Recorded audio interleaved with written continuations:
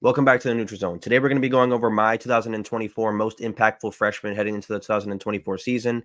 As always, if you love college football, you love talking, debating, discussing, and having college football dialogue, please like, comment, subscribe, hit that notification bell so you do not miss a single upload. We post videos like this every other day. We're in the midst of our preview series. Today we kind of want to veer away from it for a little bit. Talk about something a little bit different as far as true freshmen and who we think is going to have an immediate impact. Obviously, my dad is not with me today. It's just myself. So it's going to be my top five, my list. So yes, there may be a little bit of bias, but I'd like to say that I came up with this list based on how I truly felt. Obviously, this is an opinionated list. Some people may not agree with me. Some people may agree wholeheartedly with me. But let's get right into it. Number five, and I'm going to get my team out of the way early. I have TJ Moore. I know on the thumbnail you see Sammy Brown. I battled between Sammy Brown, TJ Moore, and another player. But I feel like TJ Moore is going to have an immediate impact at Clemson. He's kind of one of those receivers that we've been longing for, since the departure of T. Higgins and Justin Ross and Nuke Hopkins and, guys of that stature, of that build. We haven't really had a big body receiver like that. Somebody who's freakishly athletic with the kind of expectations and the star potential coming straight out of high school in a really long time. Obviously, Bo Collins leaves and goes to Notre Dame. He transfers out of Clemson to go play with Riley Leonard from Duke. So he plays there now in a more run-heavy system. So it kind of surprises me that he went there. Tyler Brown was a true freshman last year at Clemson. He only had 500 yards and like 4 or 5 touchdowns. We bring back Jake Brenningstool, who's, in my opinion, one of the best tight ends in the ACC. A really good receiving tight end. Troy Stellato, kind of an average receiver at best, but somebody who, again, kind of held the fort down, throughout all the injuries last year, to the Tyler Brown, to the Antonio Williams, who we're going to get back. Obviously, Bo Collins was out for a little bit. We also bring back Adam Randall, one of those big body receivers with a little bit less expectation. But I do think between TJ Moore and Bryant Westco, I'm a little bit more comfortable with TJ Moore, given that like I said, his size and his tape. I think his tape shows that he could be an immediate impact in the college football level. I expect him to be a guy that Cade Klubnik relies on heavily as the season progresses. Right now, he's slated, I think, as a number 2 receiver behind Adam Randall, if I'm not mistaken, or behind Antonio Williams. But I think by the end of the year, we're going to be looking at TJ Moore as the best receiver on this team. And Clemson, we struggled mightily the last 2 years receiving wise, and that has been kind of a knock for us. And we went from being, quote unquote, really wide receiver to being a team that struggles in the ACC with wide receivers and offensive skill possession in general the last 2 seasons. So I look forward to seeing what TJ Moore can do. So that's why I have my number 5. At my number 4 spot, I have Jordan Seaton. Jordan Seaton, offensive tackle for the Colorado Buffaloes with Deion Sanders and Shedeur Sanders. I feel like Seaton has to be on this list, and I don't think he's going to be on a lot of other people's lists. But I do think that he's going to be an immediate factor for this team because the entire, gripe of this team was how bad the offensive line play was. Deion Sanders was in interviews basically saying, we will replace you. Shedeur Sanders was the most sacked quarterback in college football last year. He was running for his damn life all season long. And Shedeur Sanders is a top 5 quarterback, in my opinion, in college football. And if you surround him by good skill positions and you give him a good offensive line like the other top 5 quarterbacks have in college football, I think we're looking at Colorado as a completely different team. Again, I've been vocal about how I don't agree with using the transfer portal, exclusively. So I don't know how it's going to work. Jordan Seaton is coming out of high school, obviously, hence why he's in this list. But he is slated to start as a true freshman, and I think he's going to be a massive addition to this offensive line. Obviously, they're bringing guys over from the portal, and the offensive line, in my opinion, just because you're a 5-star talent doesn't mean you're going to be extremely productive. At the end of the day, you have to have cohesiveness. You have to have chemistry with the other offensive linemen that you're working with. But I think with the full offseason, with Jordan Seaton being there and rolling already, I do think he's going to have an immediate impact. And I'm not saying this is going to be the best offensive line in the Big 12 or the country or anything like that, but I think we're going to see drastic improvements. Shedeur Sanders may get a little bit more time. And at the end of the day, this is a 5-star guy who has a lot of upside at the tackle position. I'm not sure if he's going to play left tackle or right tackle, but obviously as a right-handed quarterback, the left tackle is the most important offensive lineman on the field for you. He's covering your blind side. So assuming that he plays there, I think he has to have all the trust in the world that he has his most talented offensive lineman at that position. So I'm looking forward to seeing, what the Colorado offensive line and the offense looks like as a whole. We already did the preview. I didn't going 6-6 this year, so I do have him going bowling at the end of the year. But Seaton is my number 4. My number 3, and this is where we're going to kind of get into the narrative and, the storyline of having an immediate impact But you have to also look at your situation. We talked about TJ Moore. Kind of his situation is Cade Klubnik was already a number one, number two quarterback coming out of high school. So he already has the intangibles to be the guy. I just don't think he has quality level talent around him. So I think TJ Moore can fill that spot. We look at Seton, and we look at Shadur being the guy. And now we need Seton to kind of come in and fill his role. But I think this next name, is kind of the opposite, and it's Cam Coleman, wide receiver from Auburn. Obviously, Peyton Thorne is the quarterback, and I've been vocal about Peyton Thorne and his arm ability, his talent at the quarterback position. He's a hell of a runner of the ball. He ran for 500 yards with a touchdown, 3 touchdowns last year. But when we look at his arm talent, I don't know if you surround him with superior talent. He had Keon Coleman, but when you surround him around, superior talent at the wide receiver position, can he do it at the SEC level? Is my question. Cam Coleman is a top wide receiver coming into the SEC this year out of high school. I think he has tremendous upside. I think he can be the best wide receiver in the SEC this year. Obviously, but when you're relying on a guy to throw you the ball that hasn't really shown he can do that, I don't know how comfortable I am, and that's why Cam Coleman is at 3 for me. But I do think he's going to be the best receiver on this team. Auburn loses a lot as far as the receiving department from last year. They bring back Jarquez Hunter, who's one of the best running backs in college football, arguably a top 2 to 3 back in the SEC.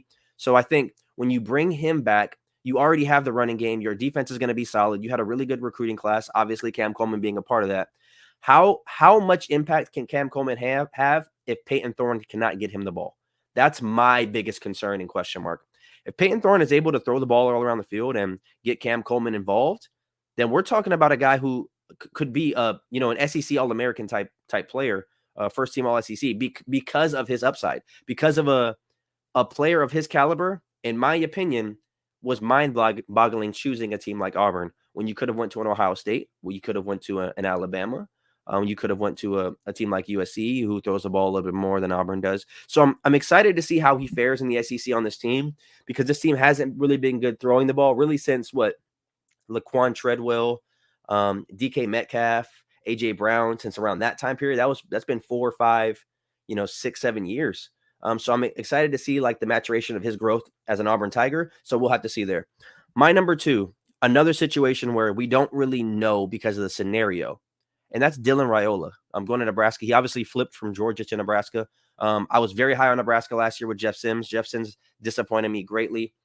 He had a hell of a disappointing season. When you're looking at what he was intending on going there to do, he's moving from Georgia Tech, which was an option type system. He wants to go and prove that he can play in a more traditional pro style offense, and he played absolutely terrible. And again, I was a fan of Jeff Sims. I'm an ACC guy, so to see him kind of go out like that, I wasn't a fan of that. But I think Dylan Raiola, obviously bona fide stud in the quarterback position.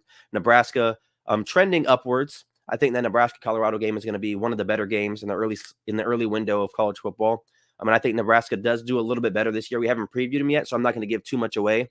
But I think Dylan Raiola has to be on this list when we're talking about immediate impact, because in reality, Nebraska used, if I'm not mistaken, 2 or 3 quarterbacks in the entirety of the season last year.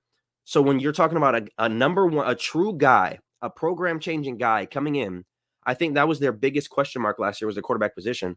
And when he's flipping from Georgia, who is in the midst of a arguable dynasty, and he's going to the Nebraska Cornhuskers now, I think he's, obviously his uncle coaches there, so that played a big part. But I think this could be, the move that kind of puts Nebraska back in that conversation of, I'm not going to say being back, because you have to really, stamp yourself, but I would say to be a little bit more relevant. They haven't really been relevant since the early 90s, mid 90s. So I really want to see them kind of take that step forward, be able to knock a couple of guys off in the Big Ten, maybe a Penn State, maybe an Iowa, a USC. I want to see them compete with teams like that, because as of late, they haven't really been able to compete. And I think Nebraska is a really good, they're a blue blood program. And it's when Nebraska's good, college football is good. I'll put it that way. They're one of those programs that you kind of want to see good, traditional program. So I think Dylan Raiola is going to be a very good fit for this team. And I'm excited to kind of see how can I put it? How they progress with him behind center. So I do want to see that. My number 1, I think this is an obvious one. In my opinion, it's number 1 And he's by himself, and that's Jeremiah Smith. Coming out of Chaminade High School in Florida, he's replacing a guy like Marvin Harrison. Obviously, Julian Fleming is gone. If I'm not mistaken, I think Julian Fleming went to Nebraska. Did he go to Nebraska or did he go to Penn State? He might have went to Penn State. Let me actually click on him and see. Where is he at now? Penn State. He went to Penn State. Okay. But yeah, when you look at a guy like Jeremiah Smith, who's now going to be replacing a guy like Marvin Harrison, he's teaming up with a guy like Brandon Ennis, Cornell Tate. You obviously got Mecca Buka. Kate Stover comes back.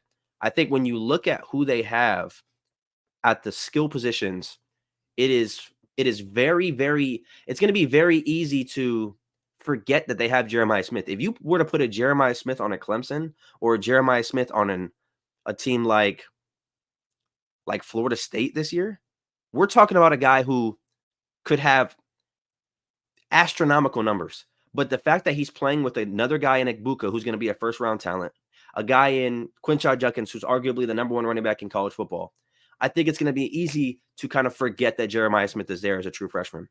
But I fully anticipate Jeremiah Smith having big-time moments in college football this year. I would be very surprised if Jeremiah Smith doesn't possibly win them a game, doesn't possibly have a quote-unquote Heisman-type moment. And I'm not saying he's going to win the Heisman. I'm not saying he's in that realm yet. But the same things Marvin Harrison was doing last year, I would be more shocked if Jeremiah Smith doesn't do those things than if he did. I'll put it that way. Because we're already talking about him being as physical, as more athletically gifted as Egbuka, as Ennis, as Tate, as all the guys they currently have. And the kid is 18, fresh out of high school. So we're talking about a guy who has to play there for at least 3 seasons. I think when it's all said and done, Jeremiah Smith could very well be one of the best wide receivers we've seen come out of college football in a very long time. And they just had that in Marvin Harrison. So to be saying it is kind of crazy, but Ohio State kind of produces wide receivers at an uncanny level at this point. So I wouldn't, like I said, I think Jeremiah Smith is head and shoulders the best true freshman coming into college football. He's going to have the best immediate impact because Marvin Harrison was such a big deal for Ohio State last year. Plugging in a guy like Jeremiah Smith, and I think obviously Harrison is more proven, so he's better. But I don't think it's going to be a giant drop-off once we see him on the field and in play. Based on what we've seen in the articles and the practice film we've seen, I don't think it's going to be a huge drop-off.